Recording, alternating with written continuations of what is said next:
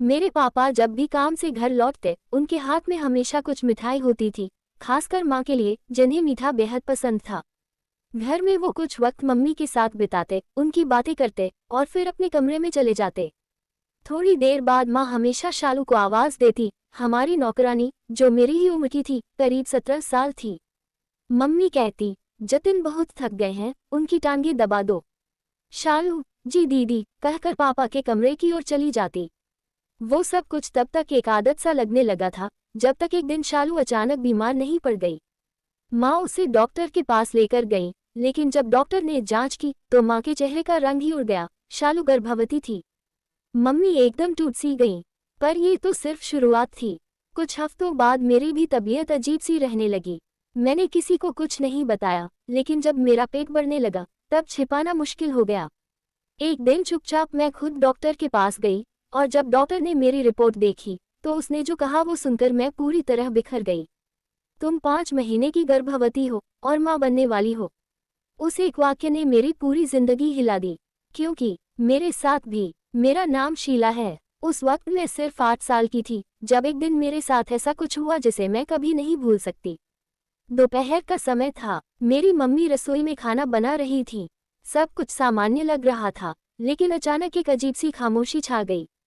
मैं भागकर किचन में गई तो देखा कि मम्मी एकदम लड़खड़ा रही हैं, और अगले ही पल वो जोर से जमीन पर गिर पड़ी। उनकी चीख मेरे कानों में गूंजने लगी। उन्होंने अपने हाथ को पकड़ रखा था, जो शायद टूट गया था, और उनके शरीर पर भी चोटें आई थीं। मैं घबरा गई थी। मेरे लिए यह पहली बार था जब मैंने किसी अपने को इतनी तकलीफ में देखा था। मैं बहुत छोटी थी, लेकिन किसी तरह खुद को संभाला और मदद की तलाश में बाहर भागी। गली में 2 औरतें आती हुई दिखीं। मैं रोती हुई उनके पास गई और कहा, मेरी मम्मी गिर गई हैं, प्लीज मदद करिए। वो दोनों बिना किसी सवाल के मेरे साथ घर के अंदर आईं। उन्होंने मम्मी को धीरे धीरे उठाया, उनके आंसू पोंछे और बिस्तर पर लिटाया। फिर एक ने पानी लाकर मम्मी को पिलाया। मम्मी की हालत बहुत गंभीर थी। दर्द से कराहते हुए उन्होंने उन औरतों से कहा, मुझे बहुत तेज चोट लगी है, क्या आप मेरा फ़ोन दे सकती हैं? मैं अपने पति को बुलाना चाहती हूँ ताकि वो मुझे डॉक्टर के पास ले जा सकें।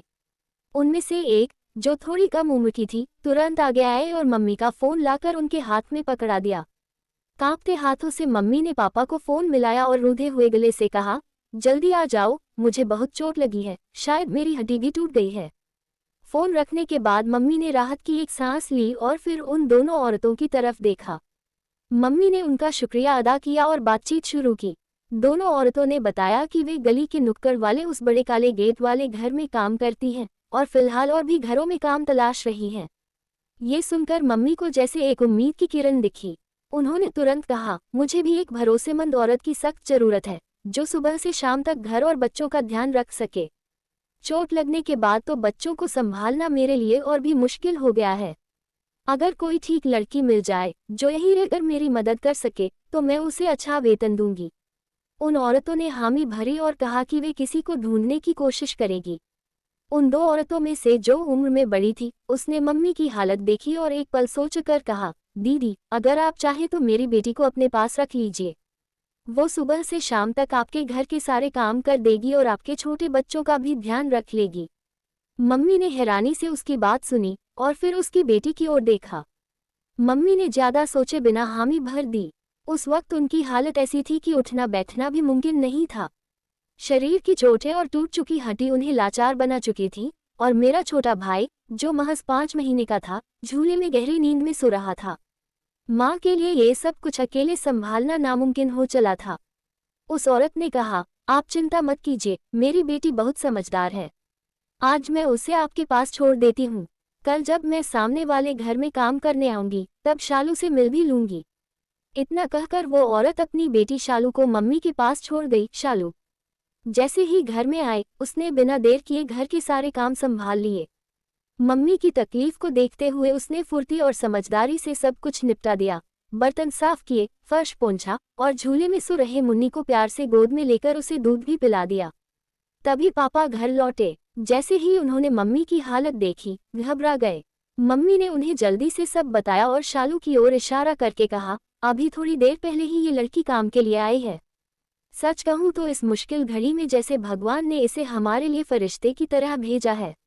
अगर ये न होती तो मुन्नी को झूले से निकालकर दूध पिलाने वाला कोई नहीं था। पापा ने हालात की गंभीरता को समझते हुए बिना देर किए गाड़ी निकाली। मम्मी को अस्पताल ले जाने के लिए उन्होंने कहा कि शालू भी हमारे साथ चले, क्योंकि घर में 3 छोटे बच्चों को अकेले छोड़ना आसान नहीं था। अस्पताल पहुंचकर एक्सरे कराया गया और डॉक्टर ने मम्मी को तुरंत भर्ती करने की सलाह दी। पापा ने मम्मी को अस्पताल में एडमिट करवाया और हमें साथ लेकर घर लौट आए। रात को शालू भी हमारे साथ ही सोई।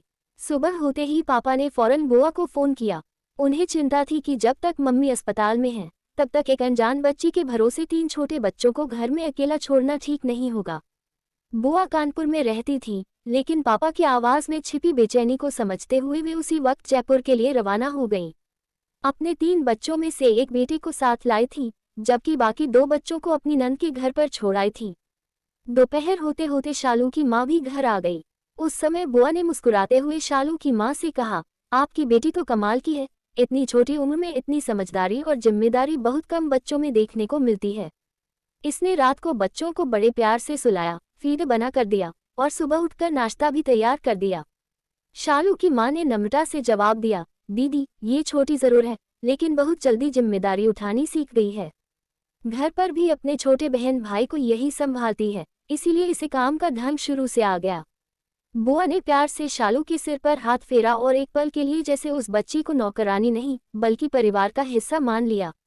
जब मैं रोज सुबह काम पर निकलती तो पीछे से घर और बच्चों की पूरी जिम्मेदारी शालू ही संभालती थी।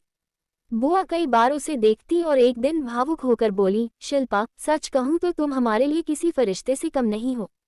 इस मुश्किल वक्त में तुम्हारी बेटी ने हमारी इतनी मदद की है, वरना आजकल कौन अपनी बच्ची को इस तरह किसी अनजान घर में छोड़ता है। शालू की माँ ने धीरे से जवाब दिया, दीदी मैं आज पहली बार इस घर में आई हूँ, लेकिन इस गली के लगभग सभी घरों में काम किया है। फिर उसने एक भारी सांस लेते हुए अपनी कहानी सुनानी शुरू की। असल में शालू का बाप इसका सौतेला है। हर रोज नशे में धुत रहता है, कोई काम नहीं करता, और जब नशा ज्यादा हो जाता है तो मुझे और बच्चों को मारने लगता है। मैं हमेशा डरी रहती हूँ कि कहीं उसके नशे में कोई अनहोनी ना हो जाए, खासकर शालू के साथ। आखिरकार ये उसकी अपनी बेटी तो है नहीं। उसकी आंखों में एक माँ की बेचैनी साफ झलक रही थी। इसीलिए वो बोली, मैं चाहती थी कि शालू को किसी अच्छे और सुरक्षित घर में रख दूं, जहां उसे चैन की नींद मिले, खाना समय पर मिले और कोई डर न हो। नौकरानी के रूप में ही सही, लेकिन कम से कम वह एक सुरक्षित माहौल में तो होगी। बुआ ने उसके दर्द को समझा और चुपचाप उसका हाथ थाम लिया। शालू की माँ ने बुआ से कहा, आपकी भाभी को देखकर ही मुझे समझ आ गया था कि वो एक नेकदिल औरत हैं। इसलिए मैंने बिना हिचकिचाए अपनी बेटी को यही काम के लिए छोड़ दिया। वो कुछ देर बुआ से अपने जीवन की बातें करती रही, तभी पापा अस्पताल से लौटे। उनके चेहरे पर थकावट साफ झलक रही थी। उन्होंने आते ही बताया, डॉक्टरों ने ऑपरेशन कर दिया है। मम्मी के हाथ की हड्डी और टखने में गंभीर फ्रैक्चर है। पूरी तरह ठीक होने में कई हफ्ते लगेंगे। बुआ, जो बच्चों के साथ रहकर काफी थक चुकी थी, सिर्फ 1 हफ्ता हमारे पास रह सकी। उनकी नंद का बार बार फोन आ रहा था, बच्चे बहुत परेशान हैं, जल्दी लौट आओ। अगली सुबह बुआ भारी मन से वापस चली गईं। अब घर और हम तीनों छोटे छोटे बच्चों की सारी जिम्मेदारी शालू के नन्हे कंधों पर आ गई थी। लेकिन हैरानी की बात यह थी कि शालू ने इन सारी जिम्मेदारियों को न केवल निभाया, बल्कि ऐसा महसूस होने ही नहीं दिया कि वो एक नौकरानी है। दिन बीतते गए। 4 महीने के बाद मम्मी चलने फिरने लायक हो गई। हालांकि अब भी वे ज्यादातर समय आराम ही करती, कभी टांगे फैलाकर लेट जाती तो कभी धीरे से टेक लेकर बैठती। वो कठिन वक्त बीत गया, लेकिन शालू हमारे घर की जरूरत बन चुकी थी। मम्मी ने उसे अब नौकरानी नहीं, अपनी बेटी की तरह मानना शुरू कर दिया था। वे शालू की हर जरूरत का ख्याल रखती और बदले में शालू भी उनकी सेवा में कोई कसर नहीं छोड़ती। शालू की माँ को अपनी बेटी से कोई खास लगाव नहीं था, उन्हें सिर्फ उसकी तनख्वाह से मतलब था।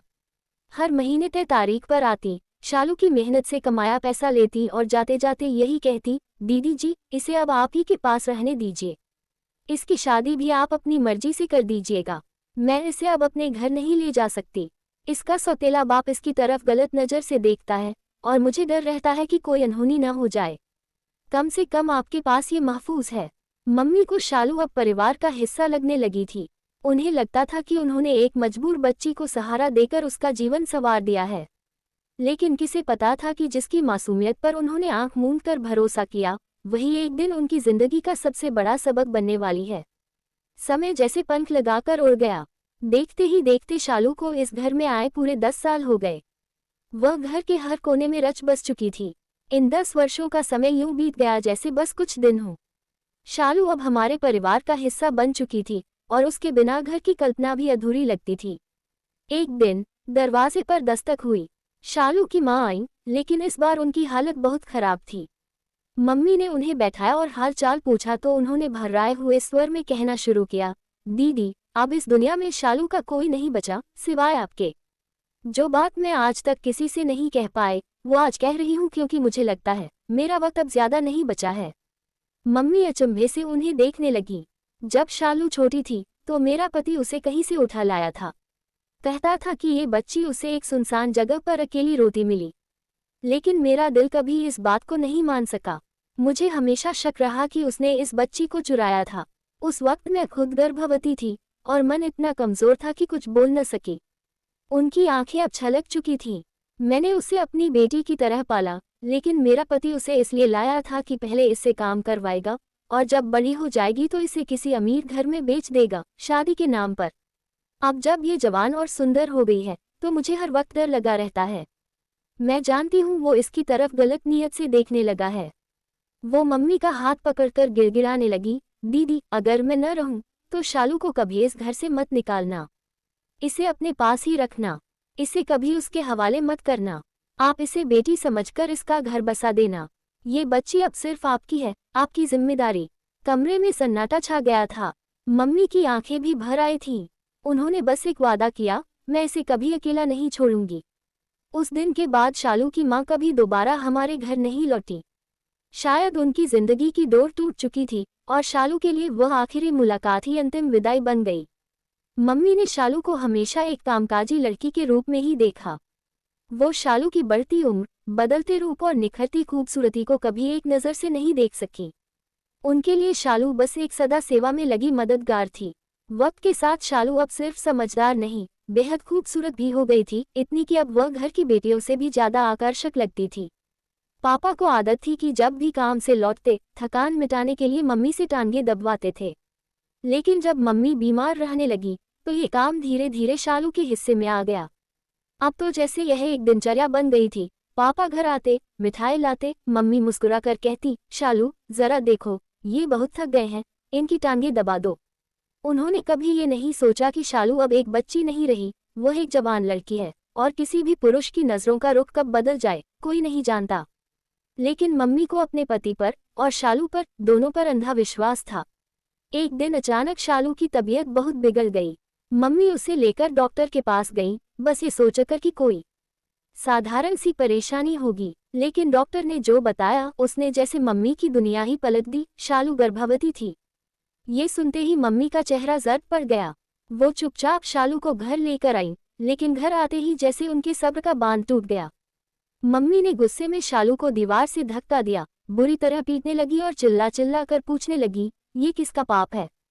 किसके बच्चे का बोझ उठा रही है तू? शालू सिसकते हुए बस एक ही बात कह रही थी, दीदी, मैंने कोई गुनाह नहीं किया। मालिक ने मुझसे शादी की है, ये बच्चा उनका है। शालू के मुंह से ये सुनकर मम्मी का जिस्म थरथरा उठा, मानो सारी दुनिया एक झटके में उनकी आंखों के सामने उजड़ गई हो। उन्होंने कभी सोचा भी नहीं था कि जिस इंसान पर उन्होंने आंख मूंद कर भरोसा किया वही उन्हें इस तरह धोखा देगा।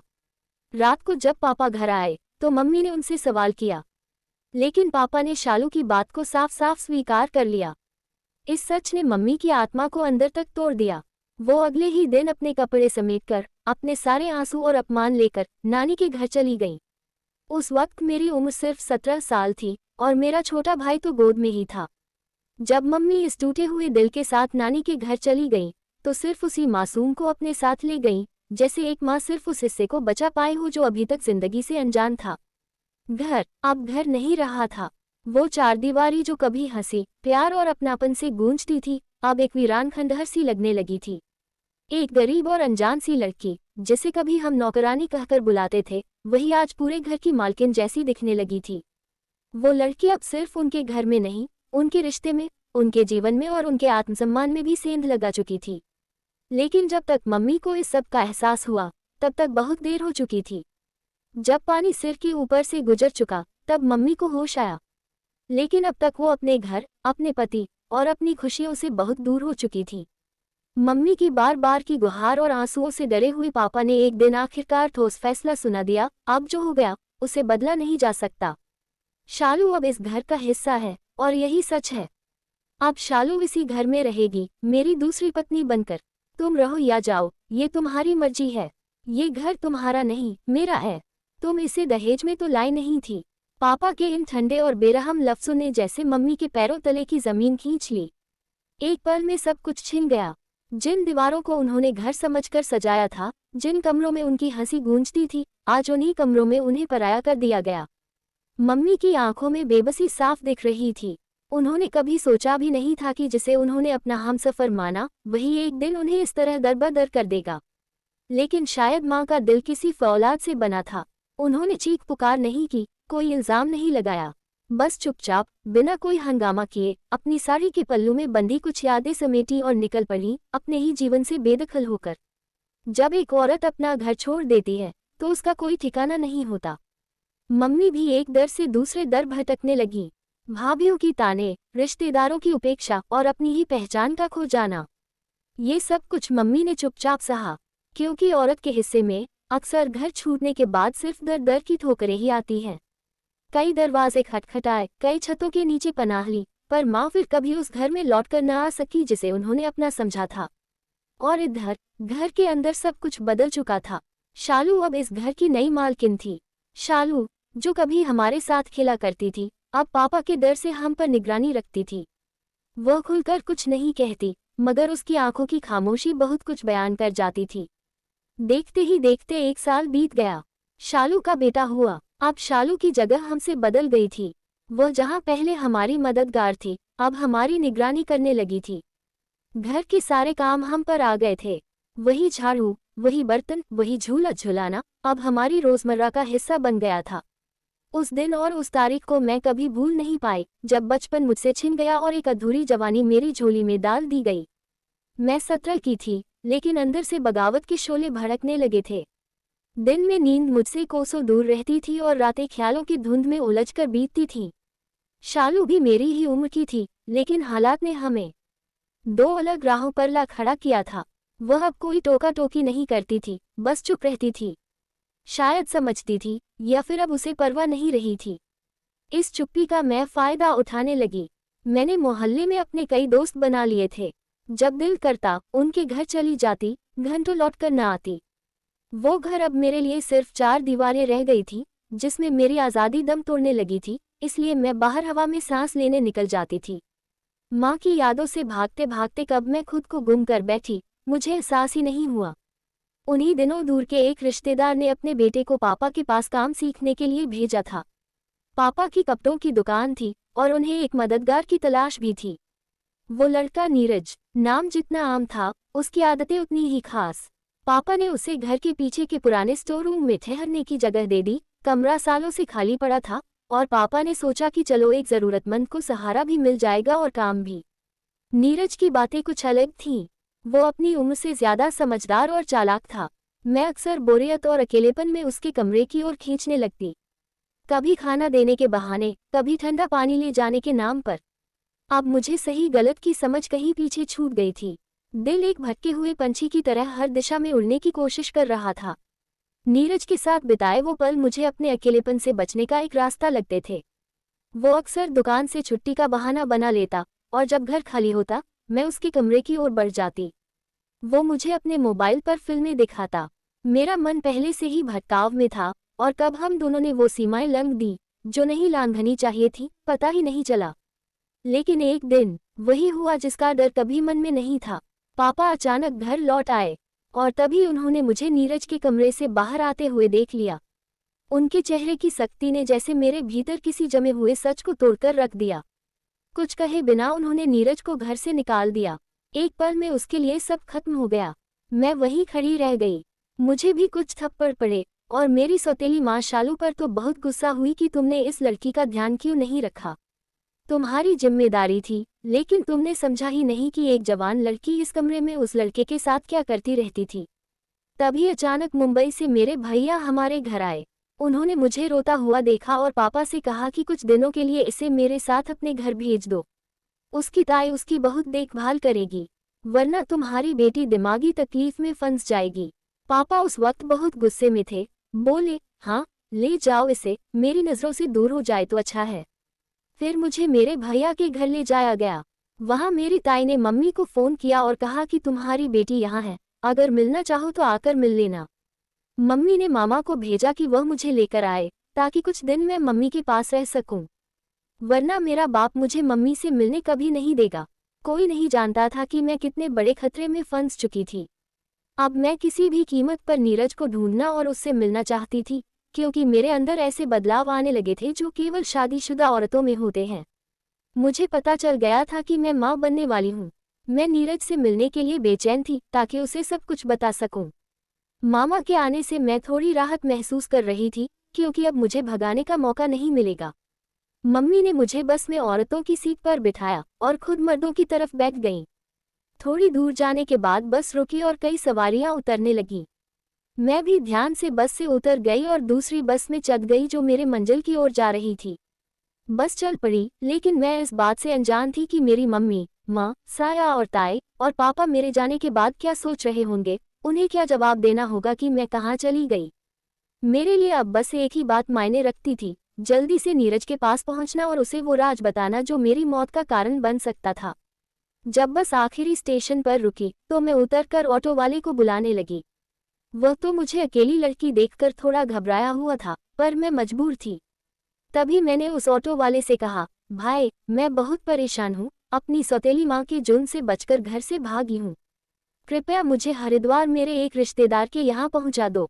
मेरे पास पैसे नहीं हैं, तुम्हारा एहसान होगा। लेकिन वह रिक्शा वाला सही इंसान नहीं निकला। उसने मुझे एक ऐसी जगह ले जाकर छोड़ दिया जहाँ हमारी जैसी छोटी और भटकी हुई लड़कियों से पैसा कमाया जाता था।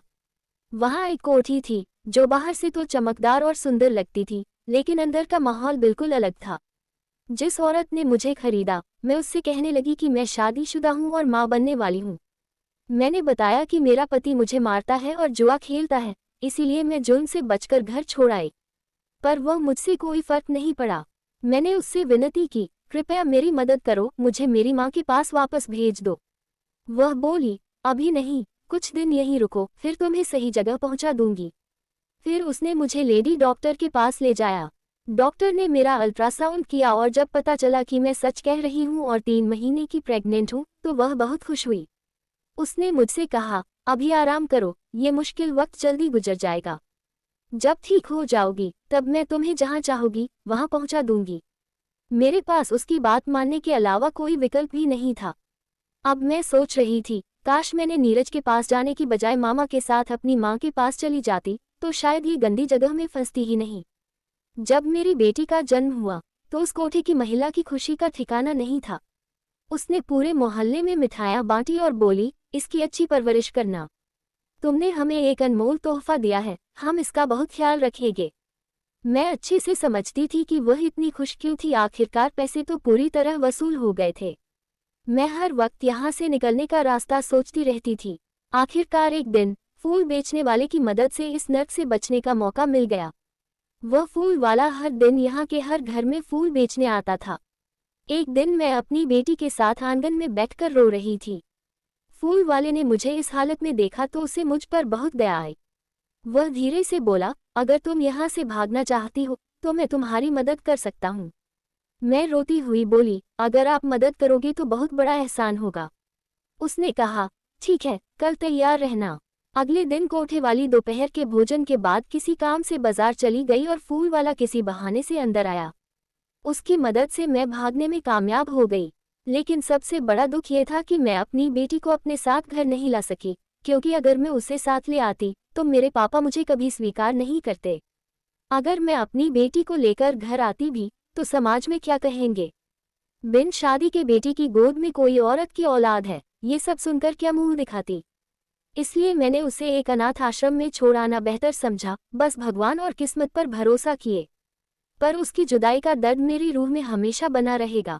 मैं घर वापस आकर रोते हुए पापा के पैर पकड़ बैठी और उनसे विनती की, भगवान के लिए मुझे माफ कर दीजिए।